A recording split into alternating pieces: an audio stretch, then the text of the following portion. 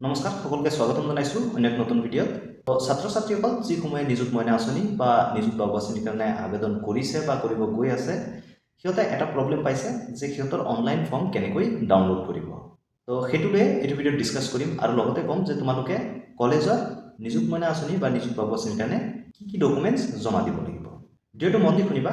যদি ভাল লাগে প্লিজ লাইক এটা কৰি দিবা, চেনেলত নতুন ছাবস্ক্ৰাইব কৰি দিবা, লগতে বেল আইকনো দবাই দিবা। তো বহুত ছাত্ৰ ছাত্ৰীয়ে সুধি আছে যে নিযুত মইনা আঁচনিত অনলাইন কৰাৰ পিছত অনলাইনৰ ফৰ্মখন কেনেকৈ প্ৰিণ্ট আউট কৰিব পাৰি। এই প্ৰব্লেমটো সলভ কৰাৰ কাৰণে তোমালোকৰ মাজলৈ এই ভিডিঅ'টো লৈ আহিছোঁ, তোমালোকে মন দি শুনিবা। তো এখন কলেজৰ এটা নটিচ আহিছে, অৰ্থাৎ ইনষ্ট্ৰাকশ্যন আহিছে যে কি ডকুমেণ্টছ সিহঁতে জমা দিব লাগিব। সেইটো প্ৰথমতে চাই লোৱা। প্ৰথম কৈছে যে original Nijut Moina form along with the online form. তোমালোকৰ যি অৰিজিনেল ফৰ্ম হয়, যিখন তোমালোকে কলেজৰ পৰা পাইছা, সেইটো লগতে তোমালোকৰ অনলাইন কৰা ফৰ্ম জমা দিব লাগিব। দ্বিতীয়টো হ'ল যে একনলেজমেণ্ট ইমেইল প্ৰিণ্ট কপি।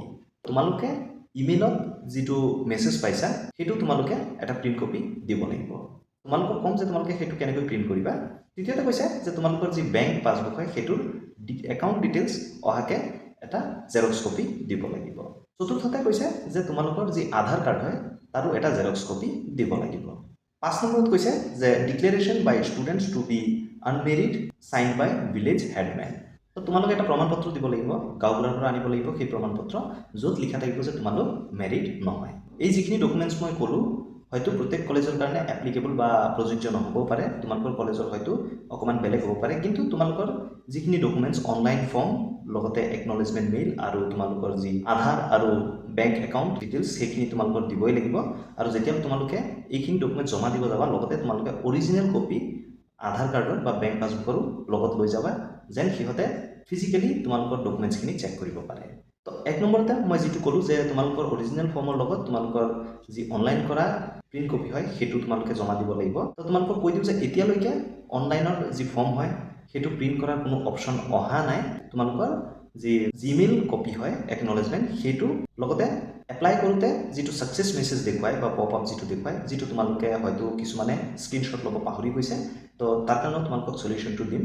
যদি তোমালোকে নতুনকৈ আবেদন কৰিব গৈ আছা তেনে ক্ষেত্ৰত তোমালোকে স্ক্ৰীনশ্বটটো লৈ ৰাখিবা, আৰু যিসমূহে লোৱা নাই সিহঁতৰ কাৰণে কৈ আছোঁ যে তোমালোকে কি দিব লাগিব।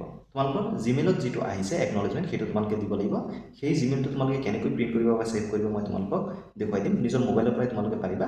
লগতে তোমালোকৰ যদি নতুনকৈ আবেদন কৰিবলৈ গৈ আছা, ছাকচেছ হোৱা মেছেজটো যদি তোমালোকে স্ক্ৰীনশ্বট লোৱা নাছিলা বা তোমালোকে সেইটো প্ৰিণ্ট কৰা নাছিলা, তেনে ক্ষেত্ৰতো তোমালোকে ভয় খাব নালাগে। মই তোমালোকক অল্টাৰনেট ৱেটো দিম যে তাৰ পৰিৱৰ্তে তোমালোকে কি দিব পাৰা। তোমালোকৰ কলেজত কি বিচাৰিছে তোমালোকে কমেণ্ট ছেকশ্যনত জনাবলৈ নাপাহৰিবা। তো অলৰেডি তোমালোকক ক'লোঁ যে কি ডকুমেণ্টছ তোমালোকে দিব লাগিব। এতিয়া তোমালোকক দেখুৱাই দিওঁ যে তোমালোকে কেনেকৈ তোমালোকৰ জিমেইলৰ একনলেজমেণ্ট কপিটো হয় কেনেকৈ তোমালোকে ল'বা, আৰু যদি এপ্লাই কৰাৰ যি ছাকচেছ মেছেজ হয় সেইটো তোমালোকে যদি স্ক্ৰীনশ্বট মাৰি ৰখা নাছিলা, তোমালোকে কোনটো কপি কলেজত জমা দিবা সেইটো দেখুৱাই দিম। নিযুত মইনা আঁচনিয়ে হওক বা বাবু আঁচনিয়ে হওক, যদি তোমালোকে অনলাইনৰ যি জিমেইল একনলেজমেণ্ট কপি হয় সেইটো তোমালোকে কেনেকৈ প্ৰিণ্ট কৰিবা, তাৰ কাৰণে তোমালোকে জিমেইল অ'পেন কৰি ল'বা। জিমেইল অ'পেন কৰি লোৱাৰ পিছত তোমালোকে কি কৰিবা যে এপ্লাই কৰাৰ পিছত তোমালোকে যোনখন জিমেইল পাইছা সমৰ্থ ই-গভৰ পৰা, তো তাত ক্লিক কৰি দিবা। ক্লিক কৰি দিলে তোমালোকে এনেকুৱা এখন ইণ্টাৰফেচ পাবা, অৰ্থাৎ তোমালোকৰ যি নিযুত মইনা আঁচনিয়ে হওক বা বাবু আঁচনিয়ে হওক, এপ্লাইৰ এনেকুৱাকৈ একনলেজমেণ্ট ৰিচিপ্ট তোমালোকৰ ইমেইলত আহিছে। তাৰপিছত তোমালোকে কি কৰিবা, এইটো প্ৰিণ্ট কৰাৰ কাৰণে ওপৰত যি 3 লাইন দেখা পাইছা ইয়াত ক্লিক কৰি দিবা। ক্লিক কৰি দিলে তোমালোকে ইয়াত এটা অপশ্যন পাবা প্ৰিণ্ট, তো ইয়াত ক্লিক কৰি দিবা। ক্লিক কৰি দিলে এনেকুৱা এখন ইণ্টাৰফেচ পাবা। তাৰপিছত তোমালোকে কি কৰিবা, ইয়াত ক্লিক কৰি দিবা। ক্লিক কৰি দি পেপাৰ চাইজ যিটো আছে সেইটো তোমালোকে ইয়াৰ পৰা বাছি ল'বা।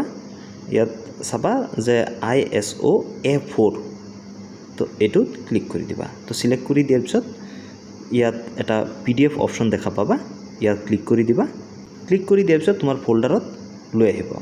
তো যোনটো ফল্ডাৰত তোমালোকে ছেভ কৰিব বিচাৰা সেই ফল্ডাৰত তোমালোকে ছেভ কৰিব পাৰা। তো ইয়াত ছেভত ক্লিক কৰি দিবা। ক্লিক কৰি দিলে তোমাৰ যি PDF হয় সেইটো এনেকুৱাকৈ ছেভ হৈ যাব। তাৰপিছত এইখনেই তোমালোকে দোকানৰ পৰা প্ৰিণ্ট কৰি কলেজত জমা দিব পাৰা।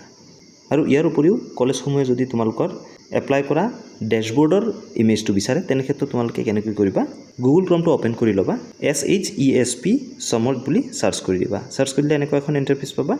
তো লগইন ষ্টুডেণ্ট পৰ্টেল ইয়াত ক্লিক কৰি দিবা। তাৰপিছত তোমালোকে এনৰলমেণ্ট নাম্বাৰ, পাছৱৰ্ড আৰু কেপচাটো দি লগইন কৰি ল'বা।